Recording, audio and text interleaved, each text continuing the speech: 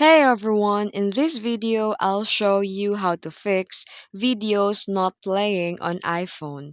Let's get started. First, open your settings app. Then, scroll down and tap Safari. Next, scroll to the bottom and tap Clear History and Website Data. This can help fix video playback issues caused by cache files. Then go back to the settings and tap General and select iPhone storage.